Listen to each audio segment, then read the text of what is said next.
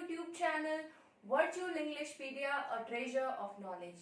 In my previous video, we had already started with the chapter 2 of book First Flight, Nelson Mandela Long Walk to Freedom.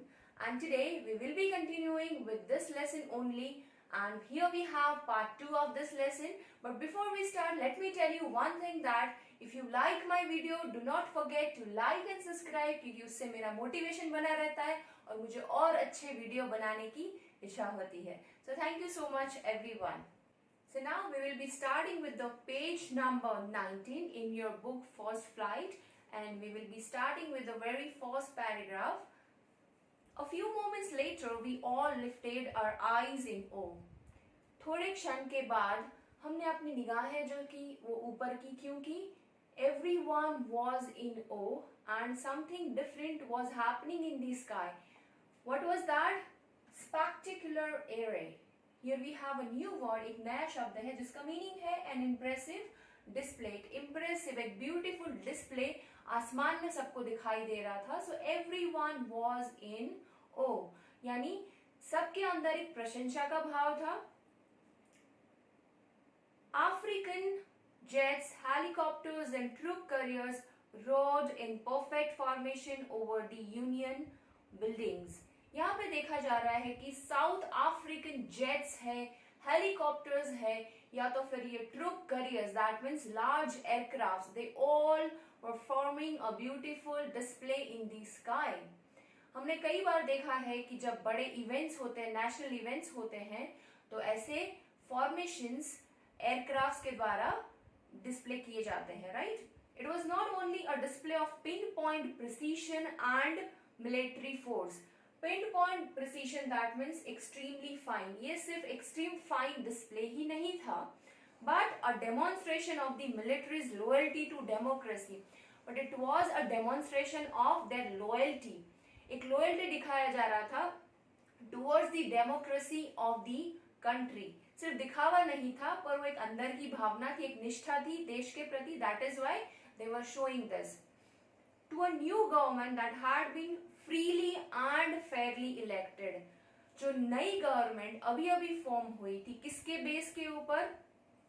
जिसमें कोई भी type का discrimination नहीं था between white and black people. That is why they have mentioned here that Fairlie elected, यानी election हुआ था, बहुत फेयर इलेक्शन हुआ था, एंड फ्रीली, यानी कि लोगों के दिमाग में से अब वो चीज निकल गई थी कि हम ब्लैक है या व्हाइट है, पर लोगों ने एकदम फ्री होके इसमें अपने वोट्स डाले थे. That is why it is called freely and fairly elected.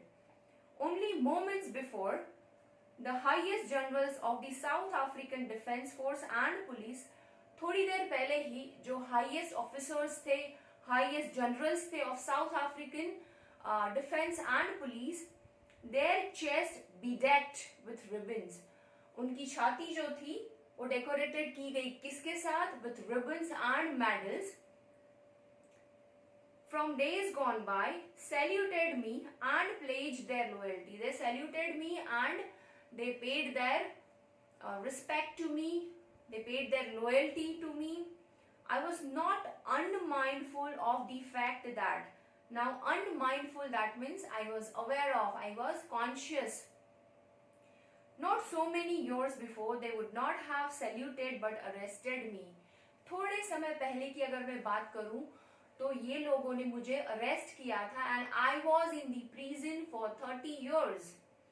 Finally, a chevron of impala. Chevron, that means a pattern in the shape of V.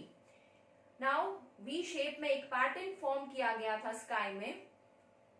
Left a smoke trail of the black, red, green, blue and gold of the new South African flag. Now, many colors they have mentioned here, and all these colors are of African flag. So that kind of smoke, that helicopters and jet were forming in the sky, and that is why beautiful display, beautiful picture all were able to see in the sky. So that was all about the formation which was created by the helicopters, aircrafts and jets of South African people. I hope this is clear, the first paragraph. The second paragraph, so let us read and understand. The day was symbolized for me by the playing of our two national anthems. अब they symbolise किया गया था किससे? Two national anthems. यहाँ पे दो national anthem गाए जा रहे थे। The vision of white singing Nkosi Sikelel Africa. अब व्हाइट पीपल जो थे वो एक नेशनल एंथम गा रहे थे, and black singing Die Stem the old anthem of republic. Black people जो थे तो पुराना नेशनल एंथम गा रहे थे। तो यहाँ पे हम देख सकते हैं कि व्हाइट पीपल और ब्लैक पीपल दोनों अलग अलग नेशनल एंथम गा रहे हैं, पर कहीं ना कहीं अभी ये दिन आ चुका है कि दोनों इक्वल हैं, दोनों में से किसी के साथ डिस्क्रिमिनेशन नहीं किया जाएगा, specifically with black people. Although that day neither group knew the lyrics of the anthem, दोनों में से कोई भी ग्रुप को नेशनल एंथम के लिरिक्स नहीं पता थे। They once despised that means had a very low opinion of, यानी कि अफ्रीका के जो आधे लोग थे शायद उनको ये नेशनल एंथम नहीं पता था या कुछ अलग ओपिनियन था, आधे लोगों का कुछ अलग ओपिनियन था। पर अभी ये दिन जा चुका है, सब लोग मिलके, सब लोग एकजुट होके नेशनल एंथम गाएंगे और एक साथ एक ही तरीके से सबको इक्वली ट्रीट किया जाएगा। They would soon know the words by heart। अब थोड़े कम टाइम में ही नेशनल एंथम के जो लिरिक्स हैं वो सबको याद रहने वाले हैं, बाय हार्ट हो जाएंगे और सब लोग मेमोराइज कर लेंगे ये नेशनल एंथम को। So that was all about the second paragraph. ये सेकेंड पैराग्राफ का जिस्ट इतना ही है कि जो दो नेशनल एंथम अलग अलग गाए जा रहे थे, पर अब थोड़े टाइम में ही सब ब्लैक एंड व्हाइट पीपल साथ में मिलके ये लिरिक्स बाय हार्ट करेंगे और मेमोराइज कर लेंगे, यानी कि अब हम एक हैं, अब यूनिटी है, ऐसा महसूस सबको हो रहा था। ये दिन चीजें हुई थी जिसकी वजह से नेल्सन मंडेला जो थे वो बहुत ओवरवेल्म्ड हो गए थे उस दिन। किस दिन? जब इनॉग्रेशन था, बहुत भावुक हो गए थे, इमोशनल हो गए थे, क्योंकि हिस्ट्री का कुछ ना कुछ इफेक्ट उनके दिमाग में था। In the first decade of the 20th century, 20th century के पहले 10 साल, अ फ्यू इयर्स आफ्टर, थोड़े साल के बाद क्या होता है? The bitter Anglo Boer war and before my own birth, मेरे बर्थ के पहले की बात है, और जब हुआ था एंग्लो बोर वॉर, और वो बहुत बीटर वॉर था क्योंकि उसमें कहीं ना कहीं बहुत जाने गई थी। The white skinned peoples of South Africa patched up their differences and erected a system of racial domination against the dark skin people of their own land. अब उस टाइम पे यानी कि 20th सेंचुरी के जो 10 साल थे पहले, उस टाइम पे क्या हुआ था? व्हाइट पीपल जो थे उन्होंने सबने इकट्ठे होके एक सिस्टम बनाया था, एक सिस्टम फॉर्म किया था जो ब्लैक पीपल के अगेंस्ट था, जो कहीं ना कहीं डिस्क्रिमिनेशन दिखा रहा था, जो डोमिनेट कर रहा था ब्लैक पीपल को, और उनको बहुत परेशानी हो रही थी उसकी वजह से।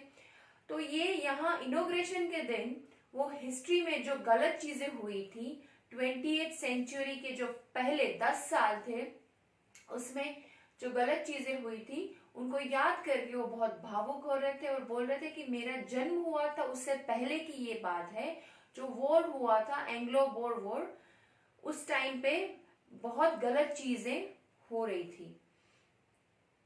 The structure they created formed the basis of one of the harshest, most inhuman societies the world has ever known। अब जिस तरीके का सिस्टम या स्ट्रक्चर ये लोगों ने, व्हाइट पीपल ने फॉर्म किया था, वो बहुत ज्यादा हार्श था, यानी ऐसा था जिसकी वजह से वहां के ब्लैक पीपल को बहुत ज्यादा प्रॉब्लम हो रहा था। इनह्यूमन यानी कि कोई भी ह्यूमैनिटी वहां नहीं देखी जा रही थी, मानवता वहां से चली गई थी, लोगों के अच्छे बुरे बारे में बिल्कुल नहीं सोचा जा रहा था, उनके ऊपर जुल्म किए जा रहे थे, बहुत अनफेयर चीजें हो रही थी। Societies the world has ever known, मतलब वर्ल्ड में इतनी बुरी सिस्टम कभी नहीं थी या सोसाइटी ने नहीं देखी थी, इस तरीके के जुल्म या अत्याचार ब्लैक पीपल के साथ हो रहे थे। Now in the last decade of the 20th century and my own 8th decade as a man, अब यहाँ पे बात कर रहे हैं last decade of 20th century, यानी कि अभी के जो 10 साल है 20th सेंचुरी के, and my own 8th decade, यानी कि 18 years as a man, that system had been overturned forever. अब उन्होंने, white people ने जो सिस्टम बनाया था अपेरेथाइड का, वो पूरी तरीके से ओवरटर्न हो चुका है, यानी कि बदल चुका है, and replaced by one that recognized the rights and freedoms of all peoples. अब जो स्ट्रक्चर बना है, जो कॉन्स्टिट्यूशन बना है, जो रूल्स बने हैं देश के लिए, वो ऐसे बने हैं कि अफ्रीका के सारे लोगों को फ्रीडम दिया जाएगा, उनके राइट्स दिए जाएंगे, उनको इक्वली ट्रीट किया जाएगा। जो पुराना सिस्टम है वो पूरी तरीके से रिप्लेस किया गया है। Regardless of the colour of their skin, अभी कोई भी तरीके का डिस्क्रिमिनेशन नहीं होगा, चाहे वो ब्लैक पीपल हो या व्हाइट पीपल हो। पूरी तरीके से ये डिस्क्रिमिनेशन को, व्हाइट पीपल के डोमिनेशन को हटा दिया गया है। Now here we have the next paragraph on the page number 20. That day had come about through the unimaginable sacrifices of thousands of my people. यहाँ पर नेल्सन मंडेला अपने लोगों की बात कर रहे हैं कि साउथ अफ्रीका के बहुत सारे पैट्रियोटिक्स थे जिन्होंने बहुत सेक्रीफाइस किया था। अनइमेजिनेबल सेक्रीफाइसेस की वजह से ये दिन आया था कि अपेरेथाइड सिस्टम जो था उनसे छुटकारा पाया जा रहा था।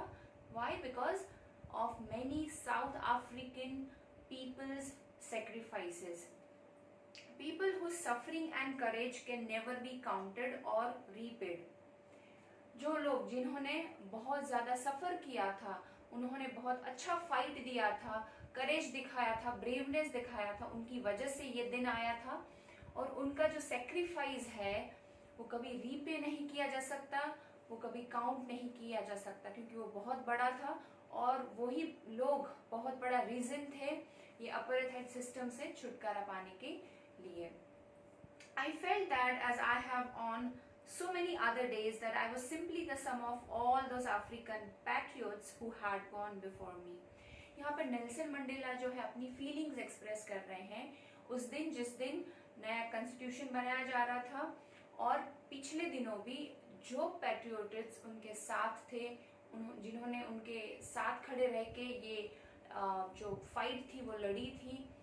तो नेल्सन मंडेला यहाँ पे यह कहना चाह रहे हैं कि ये लोग थे, उन्होंने ही उनका साथ दिया था, वो उस दिन पे उनको याद कर रहे थे और पिछले दिनों में भी वो उनको याद कर रहे थे, पर वो आज हमारे साथ नहीं है क्योंकि वो उन्होंने अपने लाइफ दे दी है, अपनी लाइफ का सेक्रीफाइस कर दिया है, वो आज हमारे साथ खड़े नहीं हैं, प्रेजेंट नहीं है। That long and noble line ended. अब ये जो बहुत लंबी और नोबल लाइन थी यहाँ पे एंड हो रही है। And now begin again with me. और फिर से वो मेरे साथ यहाँ स्टार्ट हो रही है। I was pained that I was not able to thank them. मुझे ये चीज़ का बहुत पेन है, दुख है कि मैं उनको थैंक यू नहीं कह पाया हूँ। And that they were not able to see what their sacrifices had wrought. यहाँ पे रोट का मतलब है डन और achieve, which is given in your text book. उनके जो सेक्रीफाइस थे उनकी वजह से आज क्या पूरे कंट्री को मिला है, पूरे साउथ अफ्रीका को आज क्या एक तोहफा मिला है, गिफ्ट मिला है, because of these peoples sacrifices. So here Nelson Mandela is expressing his feeling that because of these people, because of this South African patriots, we are able to achieve this success. We have achieved that road. That means we have achieved this particular day because of these people's sacrifices. I hope this much is clear to everyone. We have the next paragraph. The policy of apartheid created a deep and lasting wound in my country and my people. Nelson Mandela is trying to say that this apartheid system had created very long lasting effect on my people. ये जो system था उसने एक घाव कर दिया था, उसकी वजह से लोग ज़्यादा दुखी थे, ज़्यादा पेन में थे, और बहुत लॉन्ग लास्टिंग और डीप इफेक्ट था ये सिस्टम का। All of us will spend many years. हम सब ये सिस्टम में से बाहर निकलेंगे पर उसको थोड़ा टाइम लगेगा। If not generations, recovering from that profound hurt. We will recover for sure, but it will take time. Not generations it will take, but For sure, some years it is going to take for sure.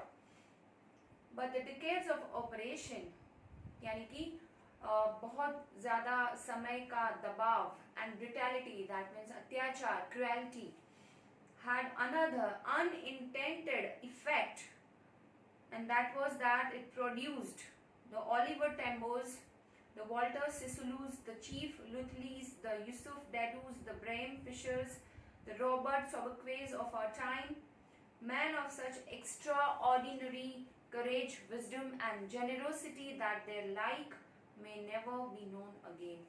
You can see here, students, many names on the page number 20. The pictures are there along with their names. These are the name of patriots of South Africa who had fought with Nelson Mandela.